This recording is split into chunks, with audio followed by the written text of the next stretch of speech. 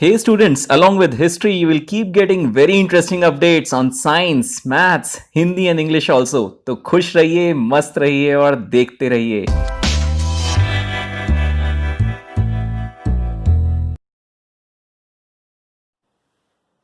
तो देखिए अभी जो खिचड़ी हम लोग नेशनलिज्म की पका रहे हैं, इसको पकाने के लिए यानी इसकी इंग्रेडिएंट्स को ढूंढने के लिए हमें थोड़ा सा पीछे जाना पड़ेगा. और पीछे कहां जाना पड़ेगा?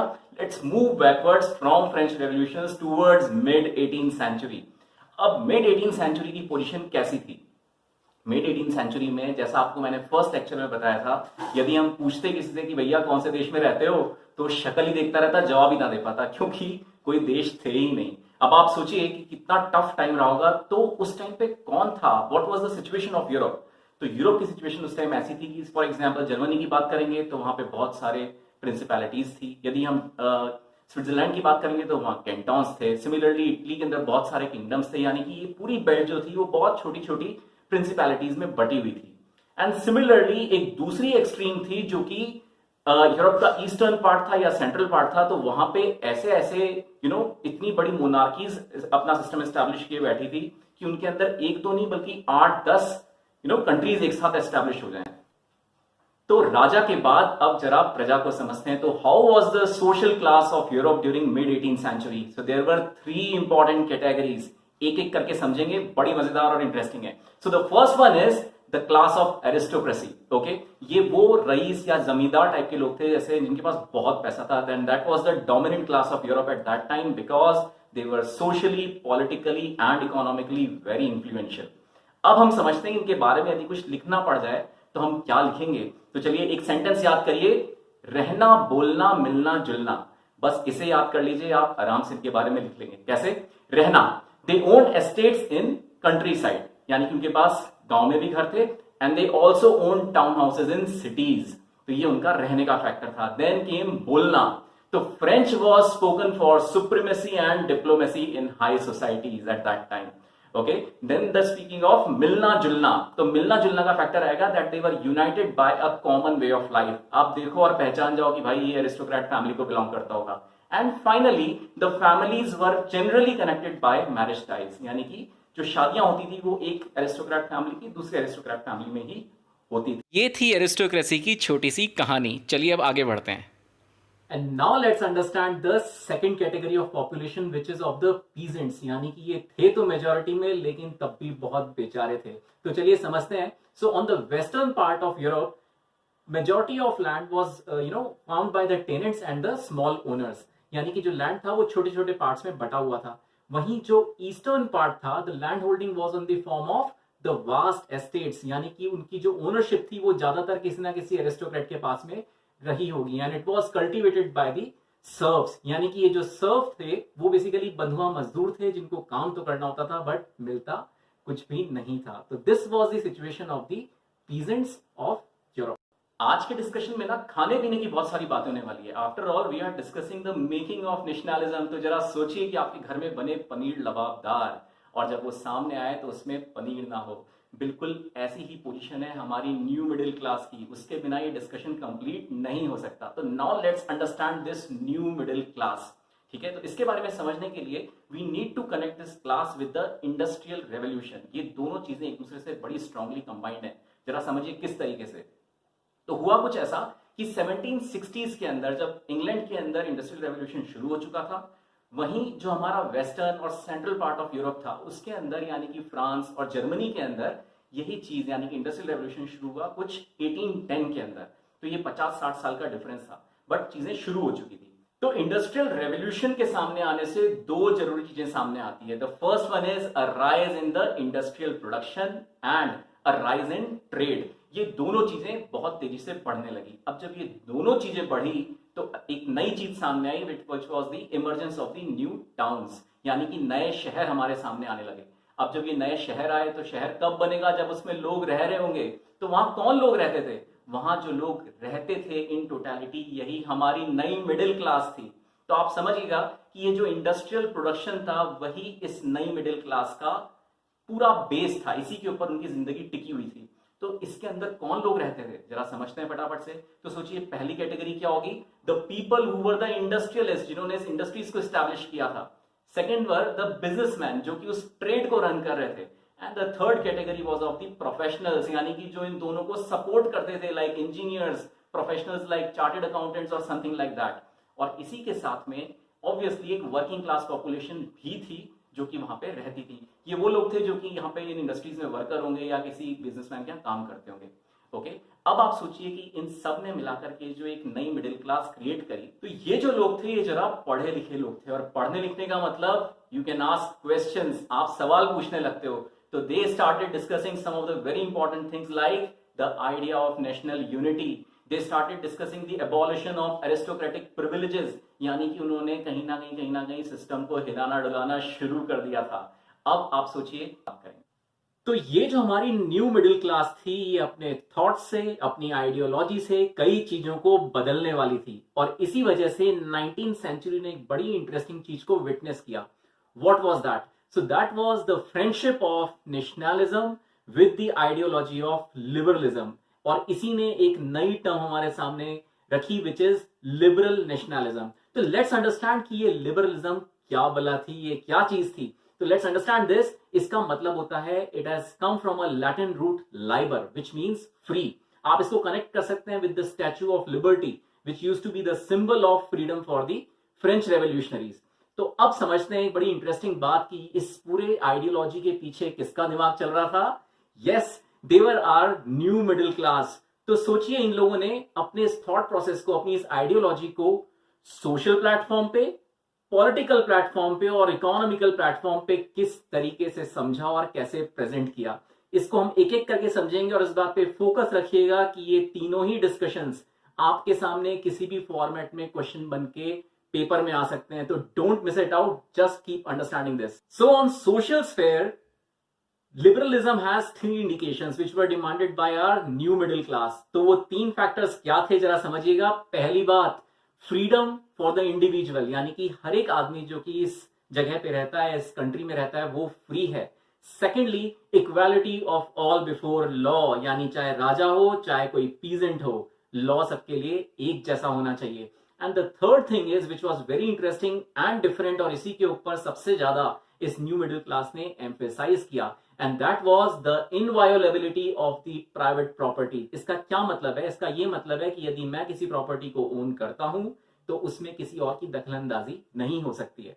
Okay, so these were the three things on social platform. चलिए अब बात करते हैं पॉलिटिकल प्लेटफॉर्म की, यानी कि पॉलिटिकल स्फीयर पे इन लोगों ने क्या चीजें डिमांड करी। तो first thing is concept of government by consent, यानी कि जो भी गवर्नमेंट बनेगी वो कंसेंसुअल होगी, हमारी इच्छा से बनेगी। सेकेंड थिंग इज, ये जो आइडियाज थे ये कहीं ना कहीं फ्रेंच रेवोल्यूशन के साथ गवर्न होके आए थे, and they were like end of autocracy and clerical privileges. ये जरा इंपॉर्टेंट था क्योंकि ये जो हमारे न्यू मिडिल क्लास है ना, ये बहुत सताए हुए लोग थे। किससे? राजाओं से और नोबल क्लास से। And finally the presence of a constitution.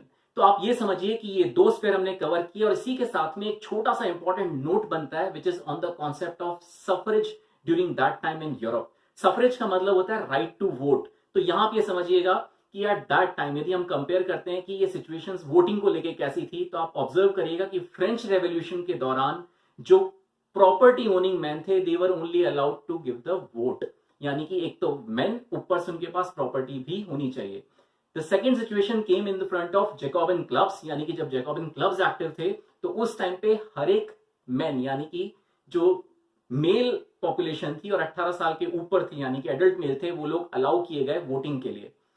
Later on in the regime of Napoleon Bonaparte, again इस सिचुएशन को बैकवर्ड कर दिया गया, यानी कि ये जो वोटिंग राइट्स थे वो साथ में आ गए सिर्फ और सिर्फ प्रॉपर्टी ओनिंग मैन के। अब आप ऑब्जर्व करिएगा कि जो दो इंपॉर्टेंट क्लासेस बच रही थी, यानी कि non property owning man and the entire population of womens, they were not allowed to vote. Okay, और इसी बात के लिए ये पूरी क्लास, ये जो बची हुई क्लास थी, ये लेट 19th सेंचुरी और इनफैक्ट अर्ली 20th सेंचुरी तक कॉन्स्टेंटली लड़ाई लड़ रहे थे कि हमें किस तरीके से राइट्स मिल सकें। Okay, so this is what we have covered is the social sphere as well as the political sphere. So now let's understand the impact of liberalism on the economic sphere of Europe. ये बेहद important question है, question पीछे लिखा हुआ है, ध्यान दीजिएगा। And let's understand this with the help of an example of the German speaking regions of Europe। ठीक है, तो in the first half of 19th century ये जो हमारे जर्मन स्पीकिंग रीजन्स थे, they were divided in numerous principalities, बहुत सारे छोटे छोटे राजा थे। लेकिन वंस नेपोलियन केम इन, तो उसने कुछ चेंजेस किए अपने एडमिनिस्ट्रेटिव मेजर्स के against, and he converted these regions into a confederation of 39 states. यानी कि एक उनका एक सिस्टमैटिक ग्रुप बना दिया, एक एसोसिएशन बना दी गई। लेकिन इसके बावजूद भी कुछ चैलेंजेस थे। ये कौन कौन से चैलेंज थे जरा देखिएगा, आप जानते हैं इन बातों को। The first thing is each has its own currency. 30+ currencies operate कर रही थी। आप सोचिए आज पूरा यूरोप के अंदर 19 कंट्रीज सिर्फ यूरो यूज कर रही हैं, और उस टाइम पे 30+ करेंसीज हुआ करती थी। Second thing is weights and measures बिल्कुल भी यूनिफॉर्म नहीं थे, बहुत सारे चैलेंजेस थे, हर जगह के साथ वेट्स एंड मेजर्स बदल जाते थे। And the third thing is custom duties, यानी कि अपना बिजनेस करने के लिए आपको, यदि सपोज करिए कि मैं बोलूं राजस्थान से बैंगलोर आना है या राजस्थान से कर्नाटका आना है, तो कम से कम 6-7 जगह आपको कस्टम ड्यूटी पे करनी पड़ जाए, तो बिजनेस कैसे होगा। तो ये सारे हैसल्स को देखते हुए जो हमारी न्यू मिडिल क्लास या हमारी जो कॉमर्शियल क्लास थी, उसने बताया कि ये बहुत सारे हैसल्स हैं, इसकी वजह से हम ग्रो नहीं कर पा रहे हैं। And they demanded 3 things. What were those 3 things? The first one is freedom of markets, यानी कि ये जो इतना टैक्सेशन की पॉलिसीज थी उसको थोड़ा सा रिलैक्स करने की बात की गई। Second thing was easy movement of goods and capital, यानी कि कैपिटल को भी इजीली ट्रांसफर किया जा सके एंड गुड्स को सब भेजने के लिए कोई ना कोई मैकेनिज्म बेटर डेवलप किया जा सके। And the third thing is unified economic territory. अब आप सोचिए कि इन तीनों बातों को जब हमारी इस कॉमर्शियल क्लास ने अपने प्लेटफॉर्म पे अपने तरीके से उसको पुश किया, उसके लिए उसकी डिमांड रखी, तो फाइनली एक बड़ा मेजर चेंज सामने आया 1834 में। What was that? So that was the development of a custom union which is called as Zollverein. इस शब्द पे गौर करिएगा, that custom union was called as Zollverein, and it was the initiative of Prussia, and it was joined by most of the German states. यानी कि ये जो custom union बनाई गई, इसको बहुत सारे जो हमारी ये जर्मन स्पीकिंग रीजन्स थे उन्होंने ज्वाइन कर लिया। इसके डेवलप होने से जो 3 चेंजेस सामने आए, वो बेसिकली जवाब थे उन डिमांड्स का जो कि कॉमर्शियल क्लास ने अभी तक रेज करी थी इकोनॉमिक लिबरलिज्म के लिए। ठीक है, what were those? The first thing is abolishment of the tariff barriers, यानी कि हर जगह पे जो बार बार आपको टैक्स पे करने की जरूरत थी, वो उसको अबॉलिश कर दिया गया। Second thing was something very interesting, कि currencies were reduce to 2 from 30+ currencies. And finally, ताकि गुड्स और बाकी सामान को इजीली एक जगह से दूसरी जगह भेजा जा सके, तो रेलवे नेटवर्क्स को इंप्रूव किया गया ताकि मोबिलिटी बढ़ सके। तो ये आपने समझा कि किस तरीके से इकोनॉमिक लिबरलिज्म ने इंपैक्ट किया या स्ट्रेंथन किया नेशनलिस्ट सेंटिमेंट्स को, यानी कि नेशनलिज्म की और लिबरलिज्म की जो दोस्ती थी वो किस तरीके से फ्रूटफुल हुई। This is what we have just understood. तो अभी हमने देखा कि प्रजा क्या कर रही थी। They were following the ideology of nationalism, liberalism and lot many other things. लेकिन एक लॉबी और थी, द लॉबी ऑफ किंग्स। वो उस समय क्या कर रहे थे? तो वो उस समय अचार बना रहे थे। Yes, I know that it's not a cookery class, but जरा समझते हैं कि अचार कैसे बनता है। तो आपके घर में कैरी लाई जाती है, आपकी मम्मा उसमें बहुत सारा ऑयल डालती हैं, मसाले डालती हैं और नमक डाल के उसको प्रिजर्व कर देती हैं। तो कुछ ऐसा ही उस समय यूरोप में हो रहा था। तो 1815 में नेपोलियन को हराने के बाद ये जो हमारी किंग्स की लॉबी थी, आप सोचिए उसको हराने के बावजूद दे वर फीलिंग वेरी शेकी, यानी उनको अपनी कुर्सी बड़ी डगमगाती हुई महसूस हो रही थी। तो इससे बचने के लिए उन्होंने क्या रास्ता निकाला? They came up with the thought process of conservatism. Conservatism का क्या मतलब होता है? कंजर्वेटिज्म का ये मतलब है कि जो भी पुराने ट्रेडिशनल इंस्टीट्यूशंस हैं उनको किसी तरीके से प्रिजर्व कर दिया जाए। देखिए आ गया ना आचार का कॉन्सेप्ट। तो ये प्रिजर्व क्या क्या किया उन लोगों ने? उन्होंने प्रिजर्व किया मोनार्की को, चर्च को, सोशल हायरार्कीज को, प्रॉपर्टी को और फैमिलीज को भी। तो इन सबको प्रिजर्व करने के प्रोसेस में they came up with a very strong thought again. वो ये बात जानते थे और समझते थे कि we can not make a U turn towards pre revolutionary days, यानी हम नेपोलियन की रिजीम से पहले वाले टाइम में दोबारा नहीं जा सकते। तो उन्होंने एक बड़ा स्ट्रेटेजिक एक्शन लिया, and that was they thought of using this modern system to strengthen their presence. तो उन्होंने क्या क्या चीज को यूज किया? They make use of the modernised army, the efficient bureaucracy, the dynamic economy, और तो और फ्यूडलिज्म भी खत्म हो चुका था। तो इन सारी बातों को उन्होंने यूज किया खुद को स्ट्रेंथन करने के लिए, and with this idea they created a new conservative order in Europe. And now let's see कि उन्होंने इस बात को अचीव करने के लिए क्या स्टेप्स लिए। चलिए आगे समझते हैं। तो 1815 में नेपोलियन को हराने के बाद कंजर्वेटिव ऑर्डर को एस्टैब्लिश करने के लिए यूरोप की कुछ ग्रेट पावर्स ने एक पार्टी प्लान करी। लीजिए फिर से आगे खाने पीने की बात, लेकिन इस पार्टी के अंदर खाने पीने से ज्यादा कुछ स्ट्रैटेजिक डिसीजंस होने वाले थे। चलिए समझते हैं दिस ट्रीटी ऑफ वियना या Vienna Congress, which might form a 3 marks और अ 5 marks question of your course. तो चलिए जरा इसको डिटेल में समझते हैं। And the first thing is कि ये ट्रीटी कहां साइन हुई थी। The place was Vienna, which is a city of Austria. The next thing is, who were the participants? यानी यहाँ कौन कौन पहुंचा था? तो the answer is, it was participated by the 4 great powers of Europe. They are Britain, Austria, Russia and Prussia. नाम ही इतने rhyming है कि आपको सुन के एक बार में याद हो जाएंगे। नाउ तो जब इतने पावरफुल लोग ऑस्ट्रिया यानी वियना पहुंचे तो उनको वेलकम किसने किया? तो they were welcomed by the Austrian Chancellor Duke Metternich, a great personality. Now जब इतने सारे लोग, इतनी ग्रेट पावर्स जिनका हमने अभी नाम लिया, एक जगह बैठे तो व्हाट वाज देयर ऑब्जेक्टिव? उनका बेसिक इंटेंट क्या था इस मीटिंग का?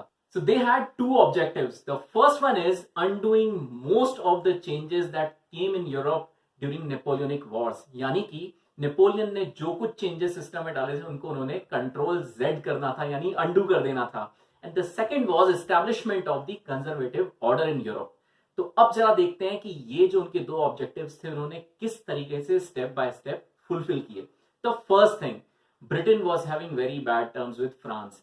तो सबसे पहला काम ये हुआ कि फ्रांस के अंदर बोर्बन एम्पायर को रिस्टोर कर दिया गया। Okay, the first thing. Second thing was Austria was given the control of northern Italy. Now the third thing, Russia was given some part of Poland in the east and Prussia was given some new territories on its western front and some part of Saxony in the east. ये तो हुई बातें कुछ changes की। इसके अलावा France दोबारा से एक्सपेंशन प्लान्स ना कर पाए, उसके लिए उसकी किलाबंदी कर दी गई। ये किलाबंदी किस तरीके से की गई थी जरा देखिए।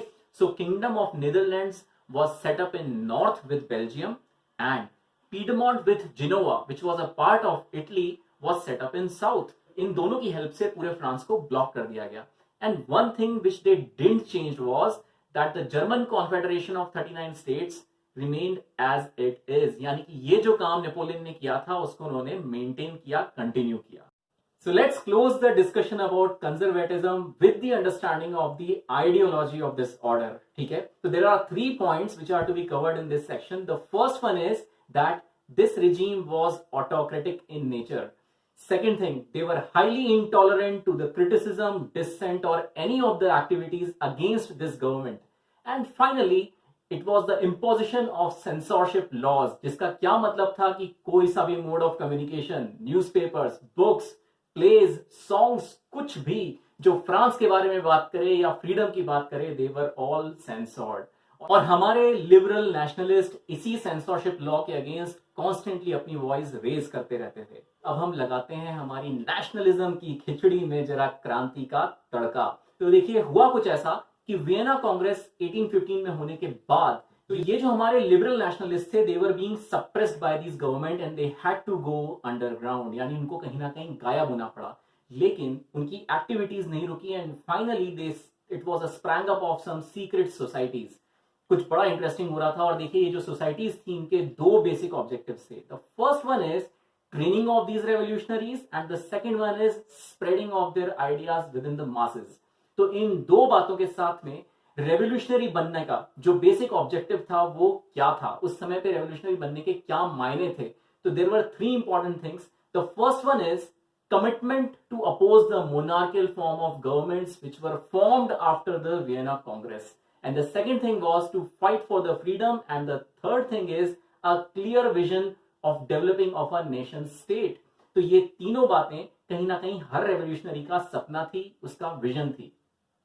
तो देखिए जब हम लोग इंडियन रेवोल्यूशनरीज की बात करते हैं तो हमारे दिमाग में नाम आते हैं भगत सिंह, चंद्रशेखर आजाद। इसी तरीके से जब इटालियन रेवोल्यूशनरीज की बात होती है तो एक नाम सामने आता है and that is the name of Giuseppe Mazzini, a big revolutionary born in Genoa in 1807. आप सोचिए at the sheer age of 24 in 1831 उनको देश निकाला दे दिया गया for attempting a revolution in Liguria. So he was a member of one of the secret societies of Carbonari and he founded two more societies. The first one is Young Italy in Marseilles and Young Europe in Bern. तो ये जो दो societies थी इनके इस model को adopt करते हुए और बहुत सारी सीक्रेट सोसाइटीज डेवलप हुई in countries like Germany, France, Switzerland, Poland. आप नोटिस करिएगा ये वो सारी कंट्रीज थी जिनके के ऊपर कहीं ना कहीं हमारी ये जो वियना कांग्रेस थी उसका इम्पैक्ट हुआ था. And then the members of these societies were the like-minded young people of these countries only. और इसमें कहीं ना कहीं इटली के भी बहुत सारे नौजवान लोग इन्वॉल्व थे. तो चलिए आज के डिस्कशन को खत्म करते हैं with the thoughts of Mazzini with his belief that God has intended nations to be the natural units of mankind. उनके इसी विश्वास और एक्शंस की वजह से ड्यूक मेटरनिच ने उन्हें डिस्क्राइब किया as the most dangerous enemy of our social order.